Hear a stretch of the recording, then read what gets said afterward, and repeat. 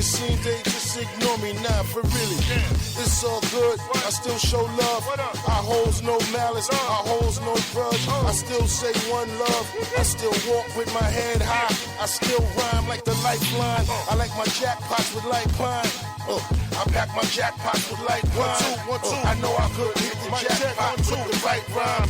So I hit the jackpot and write the right rhyme. My people still hurt. I asked grandma if you got time to tell me why you still working. She said, son, everything is not as you envision it. Walk strong in your faith and only trust your instinct. BMX forever. Cool P forever. X-Fact forever. Come on. BMX forever. Cool P forever. X-Fact forever.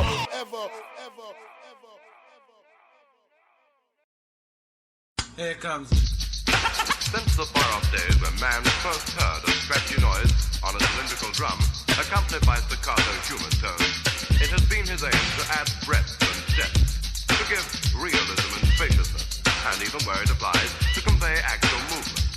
Intro, I start to go, my rhymes will flow, so get up and dance, cause Kane said so. If you were lounging around, it's time to get up. Pardon my expression, but I'ma tear shit up. I appear right here and scare and dare, a mere musketeer that would dare to compare. I do declare, getting busy is where it's at, but what you're saying, you wouldn't get a point for that, cause you're a featherweight, and your rhymes you carry light, but I drop bass just like Barry White. So how could you think that you pose a threat? You say you're rocking, how many shows you get? All your vocals go local on the MIC. Mine's go a great distance like AT&T. I'm not new to this, I'm true to this. Nothing you can do to this. Fuck around with Kane and come out black and blue for this. So, yo, go for what you know. Attempt to debate so I can humiliate. We can go rhyme for rhyme, word for word, verse for verse. Get you a nurse, too late. Get you a hearse to take you to your burial ground. Because the Big Daddy can't always throw down. Correct, I get respect. I'm out to collect cash money, cause I get raw.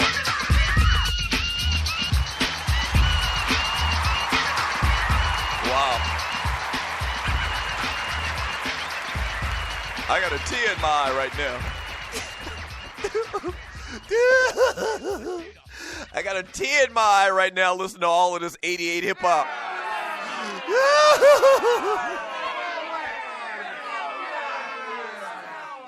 Bring it back again, Waterhead. Bring it back. Here it comes. Since the far-off days when man first heard a scratchy noise on a cylindrical drum, accompanied by staccato human tones, it has been his aim to add breadth and depth, to give realism and spaciousness, and even where it applies, to convey actual movement.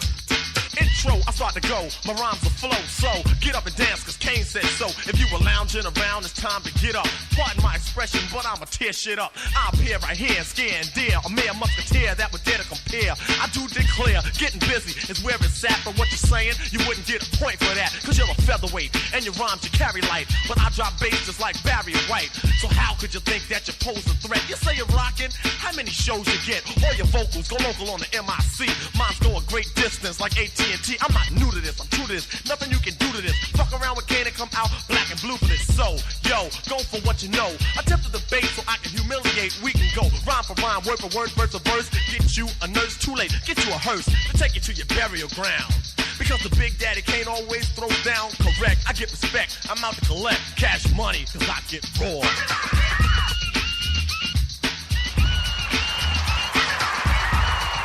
Wow. Wow. Oh, man. Oh, man. It's... Welcome back to the Doug Stewart Show, man. It's just hard to explain to young people, man, the generation that I grew up in, man. I grew up in the greatest generation for hip-hop, man. You know, the whole culture, man. Graffiti writing, break dancing, b-boying, rapping, MCs, man. I can remember in middle school, we break dancing on the playground. I told the story before. We used to go in these little trailers. We had classes in these trailers. Somebody had cut out a big piece of cardboard and stuck it under the trailer, you know, over the weekend, so that when we came back to school Monday and they battled before we went to class, they went under the trailer, pulled out this cardboard so that they could do their windmills.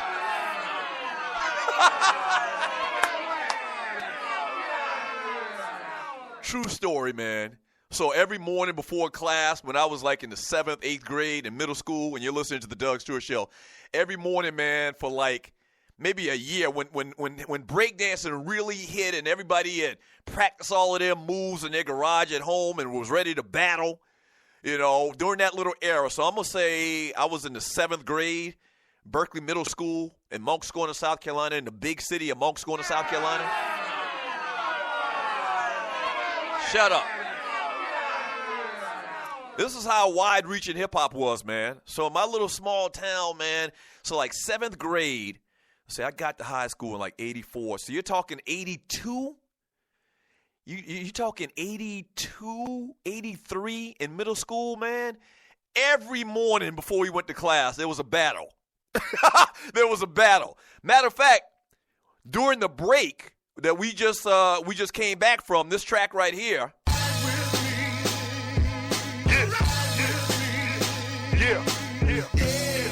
Cool P forever. All right, so that track right there is sung by my homeboy, Pee Wee Shine. Okay? A lot of people listening to the show are from my hometown. So Pee Wee was one of the cats that used to battle back in middle school breakdancing. And he's still doing it. For the corner and those who rock with me, hit you with these flows like bowls and no semis. I see 300 charges, challenging no Emmys. Niggas drop CDs, case open, and it tempts me to throw it in. No lie. All right, so I'm 47 years old. This guy right here rapping is a year older than me. He's 48 years old. He got to be 48 years old. He's class of 87. He's still rhyming today. He's still got that hip-hop spirit. Hip-hop, cyanide, iodine, red lines, like carry for the trade. I'm just so simultaneous, laid crazy with the wordplay. Aren't you sharp of attack? Are you some type of Oh, man. Shout out to my man, Cool P. The great Pee Wee Shine, man. Breakdancer extraordinaire, hip-hop artist. He actually had a little production deal with one of those big labels in New York for a minute, but he still does it, man. And obviously he's probably not gonna turn into Jay-Z or anything like that, man. But just the love of the culture, man. So in middle school, you had breakdancing battles before every school, every morning before we started classes. You had the little graffiti artists. We had our little books, our little art books that we had open pages, and when they drew graffiti art with the little magic markers, man. The hip-hop scene was bursting out, like people are rhyming. Man, it was just a great era. It was a great era. Oh, man, and now we got Lil Yachty.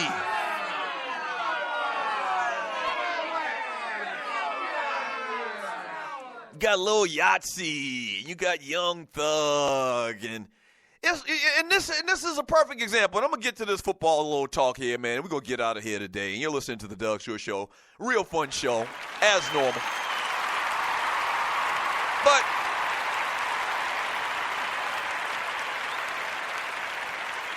once again, man, I mean, it's hard for me to express my feelings on how hurtful some of this crap is that we hear on radio, because I came from that era where there were battles every morning before class. Cats were drawing graffiti. The whole culture, man, MCing. People used to battle rap, too, on the playground back in the early, mid-'80s, okay? It's hard for me to go from, all of these tracks that we playing today from 1988. It's hard for me to go from Big Daddy Kane Raw to KRS-One, we're still number one. From Eric B. and Rakim to even NWA with Straight Outta Compton and Rebel Without a Pause and Public Enemy. It's hard for me to go from that to Lil Yachty.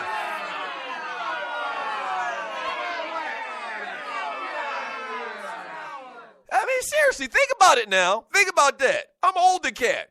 I've been hip-hop my whole life, damn near. Since I was probably 10 or 11 years old, hip-hop has been a huge influence in my friends' lives. That's it. When first time I heard Rapper's Delight, that was it for any regular R&B. It was all hip-hop from then till this day. It's hard for me to go from these classic tracks, the golden era of hip-hop 1988, to Lil Yachty. That's all I'm saying. That's all I'm saying.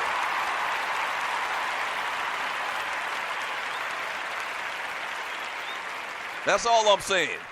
All I'm saying is understand where I'm coming from. And, yeah, I'm not mad at the young cats for getting their money. And, really, this isn't about any particular artist. My angst should be directed towards the radio stations and the program directors that know that stuff is crap. But they can manipulate it and they can do what they want and they can direct the narrative, you know. But they play this crap, and there's a lot of great artists out there, hip-hop artists out there with real skills that don't get the love that Lil Yachty gets. I'm happy Lil Yachty getting his money, but listen, be honest about it. And I said this in a group the other day, in a group conversation the other day. Lil Yachty is garbage.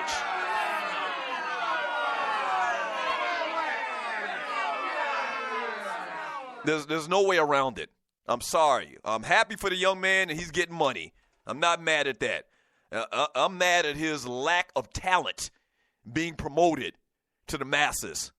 And you know good and well that crap should not be promoted. That crap should not get the airtime that it does when there's so many great MCs out there today that can really spit.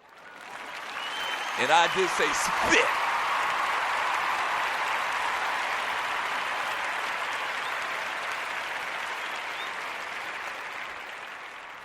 All right, let me get off my high horse, man. I mentioned before we went to the break, a quick little football talk, and you're listening to the Doug Stewart Show. Story by Dieter Kurtenbach from Fox Sports. He kind of highlights the top free agents coming out this year and the chances of them being franchised, slapped with the franchise tag. So if you don't know what the franchise tag is where a team can keep your rights and you're able to walk away, you're able to be a free agent, and if they didn't put the franchise tag on you, you could go to another team, sign with another team, and theoretically they can pay you more money. That's the way it works. But the franchise tags allows the team to keep you, but they have to pay you for 1 year. They have to pay you the average of the top 5 salaries at your position in the league. And so a lot of players don't like it because you don't get the bonus that you could get on the open market, and you don't have the flexibility to do what you want as a true free agent. All right? So some of the names, the prevalent names that they talk about in this article, man, are Eric Berry, the safety for the Kansas City Chiefs. They kind of speculate that the Kansas City Chiefs are going to tag this guy. He's the heart and soul of that defense. They're not going to let Eric Berry go. And what happens is after the franchise tag, hopefully, once again, theoretically, you'd think that the team would give them a long-term deal, a big bonus, but they just need another year to work it out. So the Kansas City Chiefs, and I agree with the writer in the story, they're not going to let Eric Berry go. He is the heart and soul of that defense. Came back from testicular cancer. Great story in that. And then just still at a great level as far as his play on the field. So they're not going to let Eric Berry go, I agree. Dante Hightower, the linebacker for the Patriots, they speculate that they're not going to tag him, and I agree with that. The Patriots let cats walk all the time. You know, they do a great job in drafting, not just for what they need in particular, but talent in general. And so the Patriots all of the time, man, they got, and you're listening to the Doug Stewart Show, they got these types of players like this Jimmy Garoppolo kid, where they're going to trade him and they're going to get a high pick for him. Or they're probably going to do that. So the Patriots don't play that game. And you know I hate the Patriots, but they don't play that game. You know, they will franchise a player if they just hadn't gotten a deal done yet, but they let players walk all the time. So they're thinking that they're not going to franchise the linebacker Dante Hightower. Melvin Ingram, outside linebacker for the Chargers, South Carolina kid, baller. True football player, natural football player, makes a lot of plays. They think that the Chargers are going to tag him. You remember Melvin Ingram, he played defensive line for the Carolina Gamecocks, man. Straight beast, nose for the football. Chandler Jones, defensive end for the Cardinals, which is John Jones' brother. They think that the Cardinals are going to tag him. I agree. Le'Veon Bell, running back for the Steelers. No way in hell the Steelers don't tag Le'Veon Bell. And once again, you would hope that they can get a long-term deal done and he won't be mad and be happy and ready to play for the Pittsburgh Steelers, but it don't matter. They are definitely going to tag him. He is not going to play for another team, at least this early in his career.